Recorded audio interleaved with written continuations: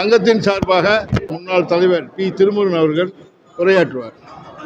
லீபசார் வர்த்தக சங்கமானது 1919ஆம் ஆண்டு இந்த மண்ணிலே ஆரம்பித்து கடந்த 2019 அன்று நூற்றாண்டு விழா மிக சிறப்பாக இந்த மண்ணிலே நடைபெற்று 105 ஆண்டுகள் நிறைவு பெற்று வர்த்தக ஸ்தாபனமாக மிகப்பெரிய நிறுவனமாக இங்கே நடந்து கொண்டிருக்கிறது.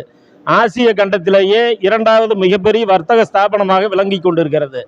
இங்கே பல ஊர்களில் பல பக்கத்து மாநிலத்திலிருந்து இங்கே பல்வேறு விதமான தானிய பொருள்கள், மஞ்சள், புளி போன்றவை விவசாயிகள் கமிஷனுக்கும் விற்பனை கொண்டு வருகிறார்கள்.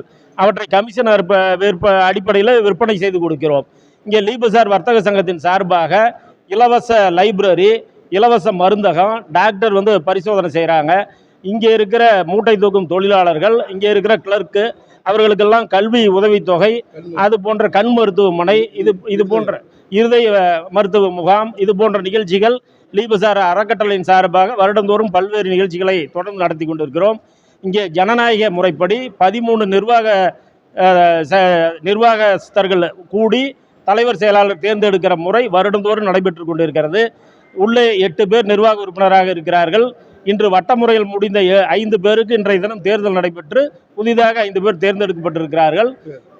அந்த 13 பேரும் சேர்ந்து இன்றைய தினம் தலைவர் செயலாளரை தேர்ந்தெடுப்பார்கள். இங்கே 25 ஆண்டு காலமாக சங்க செயலாளராக அருமை அண்ணன் சந்திரசேகர் அவர்கள் மிக சிறப்பாக செயல்பட்டு கொண்டிருக்கிறார். அவருக்கு அந்த 25 ஆண்டுகள் நினைவு கூறுகிற வகையில் லீபசார் வர்த்தக சங்கத்தின் சார்பாக எப்படி 100ஆண்டு விழா கொண்டாடினோமோ அதை போல மிகப்பெரிய விழா எடுத்து சங்கத்தின் சார்பாக அந்த விழாவை கொண்டாட இருக்கிறோம்.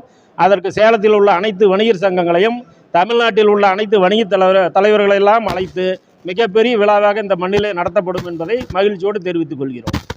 இன்னைக்கு தேர்ந்தெடுத்தது 5 டைரக்டருங்க.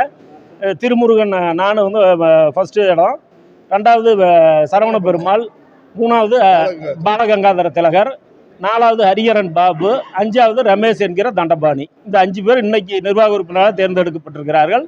ஏற்கனவே 8 பேர் உள்ள நிர்வாகத்தில் இருக்கிறாங்க. 8, 5, 13 பேர் சேர்ந்து இது பண்ணுவோம்.